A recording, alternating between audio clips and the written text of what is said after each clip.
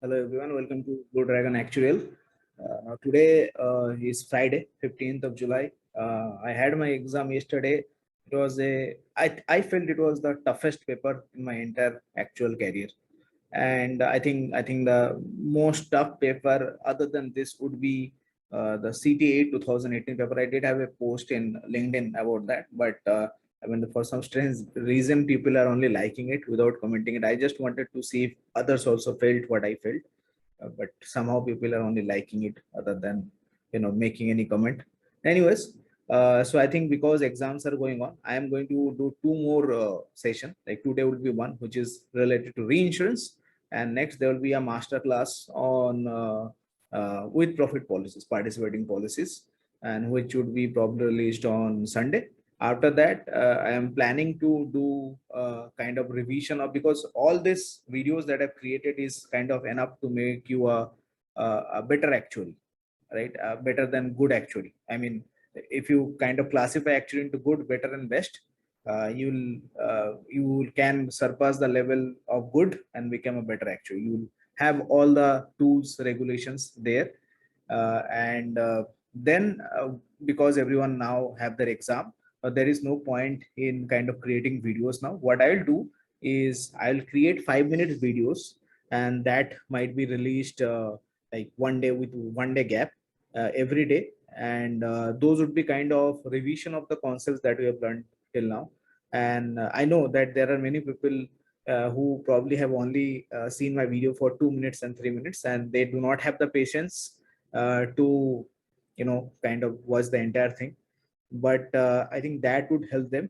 And also, but yeah, obviously if you want to come into that better and best category, you need to watch the entire video. However, I'll do that. I'll kind of uh, form that form that sort of videos and post it every day for 5 minutes, so that maybe some important portion of a regulation, some important conceptual discussion, etc. So that I have already covered that, and a person who want to kind of go into detail of that can go back to the other bigger videos and can see that, right? So that's the problem. I mean, that's the method I'm going to follow from next Monday. And yeah, one more thing, like life is full of surprises, right? So today, in fact, yesterday I had my examination, and you have seen that when I do these regulations, I have already memorized it, right? I understood it and then I memorized it, so I don't need the the PDF file or the Word file open in front of me. I can just discuss it on my own, and probably you have noticed that about me. But when I kind of opened the reinsurance program, I saw that the reinsurance program that I have read, the reinsurance regulation, was from 2013. And to my surprise, I saw that 2018, that 2013 regulation was revoked, is repealed. And I was not aware of that. From 2000, I think I started writing SA2 from 2020. And from 2020, I was reading the 2013. I don't know when I searched for 2000 reinsurance regulation, somehow that 2013 regulation came up.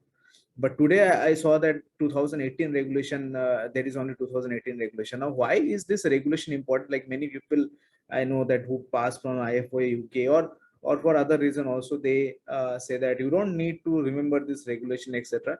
So because I have read that 2013 regulation, it's very easy for me to kind of understand this regulation. So I started at, right now the time is around 11 a.m. I was supposed to complete this entire thing by 11, right? I opened it at 10:26, and then I saw that the regulation has changed. I read it for around 20-25 minutes, and I'm good to go, right? That's the advantage when you know the regulation, because nothing will come from scratch. It will start from a certain level, and if you know the previous one, you would be able to kind of like get your things quickly. You will understand the regulation more quickly, and that same thing goes for other regulation as well. So many things in IFRS 17 that I work on, I understand it better because I have read this regulation, right? And as I mentioned, if you want to become a better actuary, not a paper actuary, then this is what you need to do. You need to go through the regulation. I know it's boring, but you have to understand each and every word that is written in the regulation. By that process, you will understand 20 other things, and then will become a better actuary. And obviously I mean, in order to become the best one, nobody can take you to the best one. That is, you yourself has to work very hard, simplify the concept for you, for others, so that you became that, best actuary. Anyways, moving on. So 2018 reinsurance regulation. The objective of every insurer or IRDA, the objective authority, basically the IRDA, would be to kind of maximize the retention, so that if the money stays in India, right, to maximize retention and diversify as far as possible, to develop adequate technical and financial capacity, and to secure the best possible insurance coverage for the minimum amount of money, right? And that would necessarily mean that it would relate to simplification of administration of business, right? So these 4 points are also present in the previous regulation, right? But now it will change. However, the retention policy will depend on the financial strength, because reinsurance is risk management, right? And that's why anything with risk management would be linked to capital. And that's why you see that reinsurance is maximum, maintain the max, every insurance and maintain the maximum possible retention. They would have more risk. There is a term called fronting. Fronting means you pass on all the risk to the reinsurer, right? So then whatever premium, then you have nothing left for, like, you are kind of a person like a placement agency. Some people are coming and people are going, right? So nothing, you don't have anything, you don't make any profit, so you are passing in the entire risk to the reinsurer. So that is called fronting. So that cannot happen. Every insurer should develop capacity. Every Indian insurer should develop capacity to kind of retain maximum amount of risk. However, that should be commensurating with the financial strength the reinsurer has, quality of risk, right, and volume of business, and formulate a suitable reinsurance segment-wise retention policy. Segment-wise means there should be a retention policy for group policies. There should be a retention policy for protection policies, for saving policies, for health policies. So like that, there will be a segment-wise policy. In fact, in the 2013 regulation, there was a segment-wise retention limit given, which is not given in this regulation. And ensure that reinsurance, this I have already covered, fronting, right? So every Indian insurer transacting shall maintain a minimum retention, right? Now here is the so earlier there was an entire table in 2013, but here there is on 2 lines of retention. So 25% of the sum at risk for pure protection life, and 50% of the sum at risk for pure protection life, so under other than pure protection life, right? So for saving policies, basically for saving policies it is 50%, and for protection it is 25%, because protection has more risk, and reinsurance is only for mortality risk, right? Reinsurance is for covering mortality risk. So that's why for pure protection policies you will retain 25%. You can give 75% to the reinsurer, and that's minimum retention, right? Don't forget that you can retain more than that. You can retain the entire business yourself, right? And that's the purpose of the IRDA, that maximum business should be within India, and if possible with the direct insurer. So every Indian reinsurer shall maintain a minimum retention of 50% of his Indian business. I mean, that's don't want to give many things to the foreign foreign reinsurers, and we'll see that, right? And here there are new terms that has been introduced here related to the foreign investor. We'll see that in the later part. The authority may require an Indian insurer to justify its retention policy and may give such direction as it considers necessary. So obviously, authority, that is the god in the insurance industry, right? Now, reinsurance arrangement. Every insurer shall commence with annual reinsurance arrangement from the beginning of the year. Then within 45 days prior to the commencement of the financial year, they need to submit the board approved program. And then after 30 days of the commencement of the financial year, like after 30 days have passed of the financial year, then the board approved, if there is any revision in the final reinsurance program, need to be submitted. And also if there is any revision in the final reinsurance program, that needs to be submitted within 15 days of the, like, after giving the full details. And the reason has to be given, like why why there is a revision. So first you submit the the final reinsurance program, and there might be some changes in the final reinsurance program as well, which will again be approved by the board. So that you need to update, like kind of file with the authority. after 15 days from the time that that change has taken place. And reinsurance wise actual placement detail from previous financial year for each segment. So once again, the business will be split into maybe saving, protection, health, right, group, and then you need to provide the reinsurance retention limit, or how much you have kind of ceded to the reinsurer from the previous year, and that report should be attached so that the authority knows that what you are going to do in this year. Okay, so the board, while formulating the reinsurance program, shall ensure that business risk, obviously, for how much you are, because it is segment wise, right? So business risk, overall risk appetite, type and extent of reinsurance protection, level of risk concentration and retention levels. You cannot just pass on. So in the earlier regulation, there was a criteria that you need to give separately the details of reinsurers who are kind of taking more than 20% of the business in a one reinsurance arrangement, and who also account for 5% of the total premium, right? So that is not explicitly called out here, but obviously the level of risk concentration and retention level and mechanism of reinsurance. So there can be several reinsurance. Now this is a very important interview question that I usually ask. So whenever I ask what are the types of reinsurance, they say obligatory and facultative. Now that's a completely wrong answer. The types of reinsurance are proportional and non-proportional. And then within proportional, there will be original terms and individual surplus. And within non-proportional, there will be, those like there is a limit, excess of limits, excess. I don't remember all of those right now.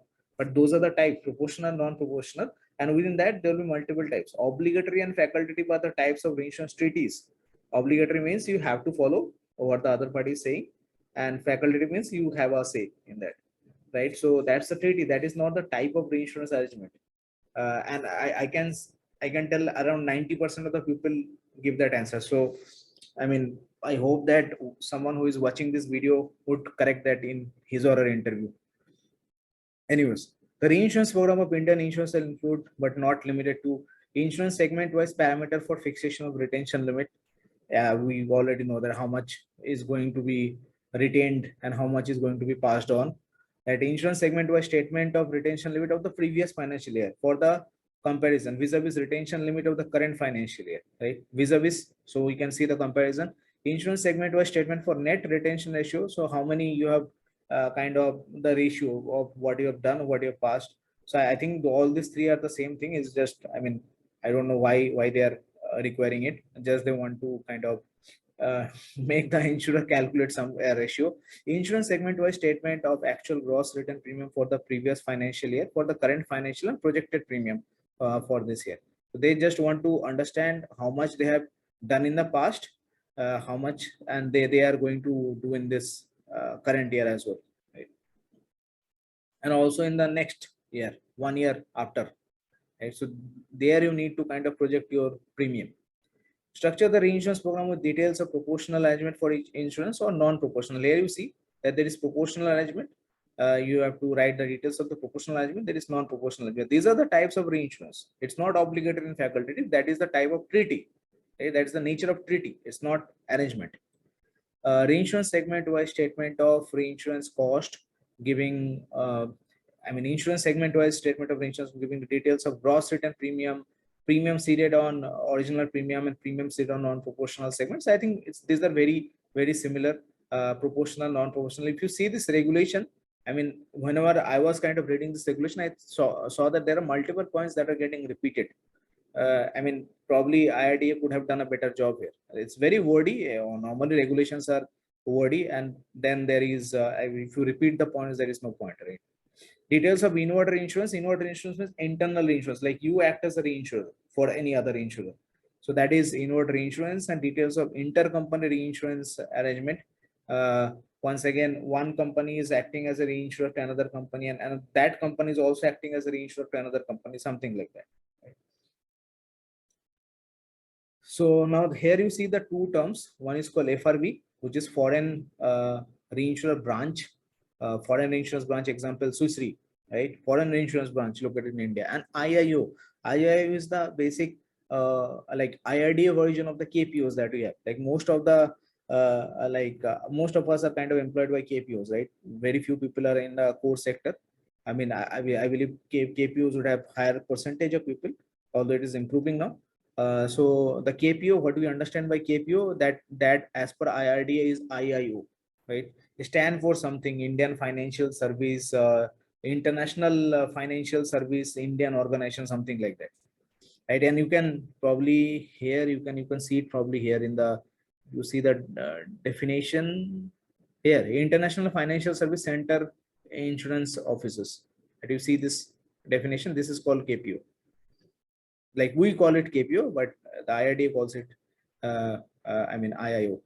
So catastrophic risk protections, we just had a pandemic, right? So insurer in the previous or regulation, it was kind of written that every insurer has to kind of need a board approved policy that they had done the adverse scenario testing, and that they have sufficient mechanism in place to kind of ensure that they are protected against the catastrophic risk. So similar thing is kind of written here. Ensure that insurance arrangement is in respect of catastrophe accumulation is adequate. Have the catastrophe modeling report, and the basis along with the period return period estimate on which the quantum of the catastrophe protection is purchased for each peril for the forthcoming financial year duly approved by his board. So I think it's written the same thing is written, it's just written in slightly difficult language. And I don't understand why they write regulation in such difficult language, but maybe that's how it is, right? They don't want you to understand the regulation. Maintenance of record, obviously very important. You need to maintain the record of the previous year, you may need to maintain the record of the current year, and you need to maintain the record of the forthcoming year as well. So we have already seen you need to file your policies 45 days prior to the commencement, and then you need to file your reapproved or new policy by the board by 30 days. And if there is a change, you need to kind of file it. You need to give a comparison of premium from the financial year this year, estimated premium, and the forthcoming financial year premium as well. Cross-border reinsurer. So who can qualify as a cross-border reinsurer? Cross-border reinsurer is a reinsurance or reinsurance treaty in its reinsurance entity in its own home, like own domestic country. It has a credit rating of at least triple B in the last past 3 continuous years. So it can be more than A also, but at least triple B is required. The home country has signed a double taxation avoidance agreement. Now, this is not something that was present in the 2013 regulation, and they obviously they fulfill the, like they are solvent, like that is a stable company, right? So otherwise what will happen, that there is a default risk, and that's why I mean this the minimum solvency margin and capital adequacy is required. This is kind of also the B point and D point is also kind of similar, like obviously they will not get a good rating from Standard and Poor if they do not have the capital adequacy and solvency margin, right? So earlier in the 2013 regulation, this point was not there. Solvency margin, capital adequacy is kind of covered here, but here they wanted to be explicit, right? And the past claim settlement, obviously in the 2013 regulation, there was a regulation regarding the past claim settlement history in the last 5 years, right? And any other requirements as may stipulated by authority from time to time. There are insurance placement with a CVR not fulfilling the above shall require the prior approval of the authority. And if you still want to place it, it will require some approval from the authority. And authority may stipulate norms for relaxation of this criteria limits along with regulation 6. We'll see what regulation 6 is later, right? Now, procedure for placing reinsurance premium. Now here, cedent and direct insurer are the same thing. Like insurer means who are writing the direct insurance, and we call them cedent. Is just there are too many terminologies in reinsurance, which is confusing. But we have to remember that cedent is equal to direct insurer. Right now, every cedent shall be free to obtain the best terms for his reinsurance protection business of domestic risk. Right, but they are, I mean, it is written that they are free, but they are actually not. You see in the regulation, right? Cedent shall seek terms from at least all Indian reinsurers and at least 4 FRBs, right? So if you have to kind of ask for terms or seek terms from all Indian reinsurers, how are you free, right? So I think the first statement does not make sense, but it is consistent with the objective that maximum retention of the reinsurance business in India. And no cedent shall seek terms from IIO having a credit rating of A minus, right, from Standard and Poor, and CRVs having a credit rating of A minus from Standard Poor or equivalent rating from any other international agency. Now, look, there is a confusion. When I was kind of reading it, I also got confused. Here, if you see, it's written the CBR is an insurance or insurance entity that has a credit rating of at least triple B from Standard and Poor, right? Or equivalent rating from any other international agency in the past 3 continuous years. Now here they are saying that in order to obtain the best terms for cession, cedent shall seek terms at least for all Indian insurers, and no cedent shall seek terms from IOs having a credit rating of A minus from Standard for an equivalent rating from any other international rating agency, right? So I think this regulation itself is contradictory. What I think that they want to say is they need a rating of triple B in every last, like at least triple B in the last 3 years, but in the current year it has to be A minus, right? In the current year it has to be A minus. That's what that is my understanding, but I'm not sure about this. And this is a new regulation, right? This was not present in 2013. So that's my understanding. Otherwise these two things are contradictory, right?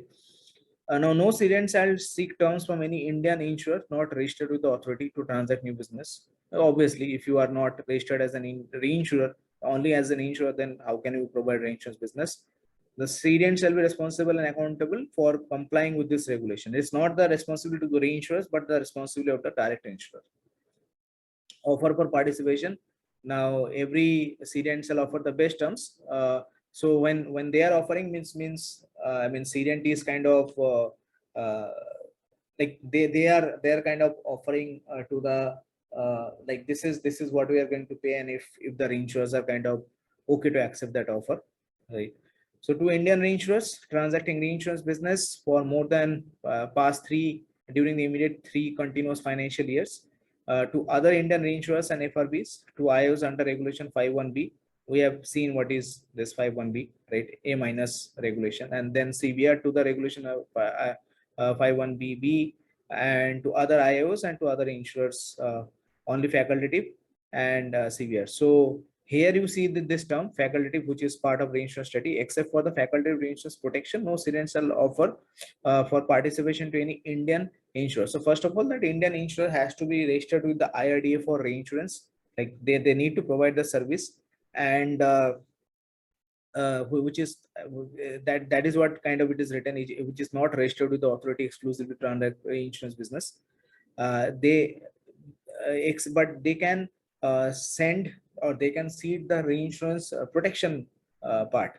So further, such Indian insurance shall not be offered to lead any reinsurance protection, right? So along with other I mean, they suppose a CAB is kind of leading this. A CAB is kind of has the major proportion of the protection business of an insurer, and a small portion can also be given to an Indian insurer. Why? Because once again, maximization of the retention in India. So by that logic, because someone is kind of ready to take, but that person or that company is still not registered with the authority, but just for protection business, they are still allowed to do that, right? So that's the important thing, right? So these are all new regulation. This complication was not there earlier. The subject to compliance of regulation 52A B, no cedent except the FRB shall make an offer to the participation of to the CBRs, which are applicant companies of FRBs. The total sum insured is rupees 2,500 crore for property insurance. I think this portion is related to the general insurance part, so I'll not cover that. And regulation, nothing in regulation 5152 shall apply to the following: retrocession. Retrocession means reinsurance, right? So that is retrocession. Retrocession or reinsurance placement of reinsurance Indian insurers shall be done with FRBs, IOs, and insurance pools. Existing intercompany arrangements of the Indian insurers transacting direct insurance business. So basically, what it means that whatever you are kind of doing in 51 and 52, which is that A rating, nothing of the Indian, and the Indian direct insurers can only pass it to the Indian reinsurers, Indian insurers under special circumstances, FRBs, and CFBs and IOs. So retrocession or reinsurance placement of Indian insurers, that I mean, this regulation would not apply to those. And 51 and 52 would be this obtaining the best term of reinsurance with A minus, A minus rating, etc. So these are the terms that would not apply for retrocession, right? And here there is the cession limit, which is kind of given that if it is greater than A plus, if your rating is greater than A plus, so then you will be, the maximum is 20%. You see the maximum is very less, 20%, because they want to kind of maximize the retention in India. So I'm driving that point again and again because that's the objective of the insurer, right? That maximize retention in India, ensure adequate capacity in financial and technical expertise, basically simplification of business, and to get business better protection cheaply. That's the purpose, right? It's just like how your mom plan. So yeah, and greater than B plus and up to A plus would be 15%, and B and B plus would be 10%. So that's why when I saw this A minus, right? No seed and sell sick terms from IOs having credit rating of A minus, CBRs having credit rating of A minus. So I think I mean probably this needs to be rectified, or something has to be added, because yeah, otherwise that is not making sense. You can actually get business or give business to CBRs who have a rating of double B and triple B, right? A minus, you can still give it to A minus. So I think just is just that it for the current financial it should not be less than A minus. That's it. There are three more points. So first is domestic insurance pool. So one can form like there might be a conglomeration of couple of insurance companies which are kind of acting as a pool to take the reinsurance business, and that is kind of is called out here alternative risk transfer. So these are other. So by this way, you completely do away with the reinsurance. Obviously, you require the approval from the authority, but sometimes this might be cheaper and they might give better diversification. And inward reinsurance, internal insurance, like you act as an insurer. So for this, this was also part of the earlier regulation. So for this, you need a board approved underwriting policy along with the underwriting limits, the geographical scope, etc. And it has to be very well defined. And you need to file with the authority that policy. And the authority shall any change in the international like in the reinsurance underwriting policy filed earlier has to be made within 15 days, right? Within the board approval. So yeah, that's it. I mean, it's just that you need a knowledgeable person who has knowledge about the Indian insurance industry, and that person probably would be making the decision along with the appointed actuary. And the underwriting is very important, right? Because you are taking the mortality risk. That's why underwriting is extremely important. So just to summarize this regulation, also for me, because this is because as I mentioned, this is something new that I've learned just 20 minutes back along with the previous background. So the primary objective is to kind of maximize retention in India. You can, an insurer needs to kind of submit information 45 days before the commencement of the financial year. Then they need to submit the new approved policies 30 days after the financial year. They also need to submit details of the gross premium written before, gross premium written this year, to provide a comparison, and also the gross premium that would be written in the forthcoming financial year, right? And then the insurer can pass on the business to CBRs, CABs, and that they should have a rating of at least triple B in the last 3 years. Also depends on their track record of claims and business, and they should obtain the best possible terms. They cannot pass any reinsurance business to Indian insurer who are not registered with IRDA for providing insurance business, provided that they can pass it for protection business, and that the Indian insurer is not leading it, right? The maximum retention limit for CAPs you will see is very limited, which is 20%. Then if it has a rating of AAA, right, and then from B to, if it has a rating of A plus, and from triple B to A plus, it will be 15%, and then 10% for triple B. So you see that the retention percentage is very less. The only target reason for that is kind of having a maximum retention in India. And finally, the last point would be, I mean, probably the second last point is for protection business is 25% minimum retention has to be with the insurer, 50% for saving business. And you can use ART, which is an alternative method of risk transfer other than reinsurance, but you need authorities approval. You can use up do internal reinsurance, but that depends on a very well defined underwriting policy. So I think that's it. I try to summarize it.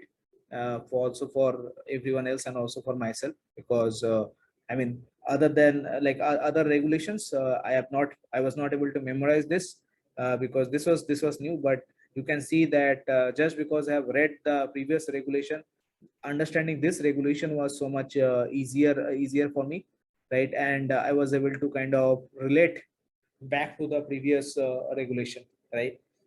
So I can kind of, now I know this regulation as well. And see the beauty of sharing your knowledge.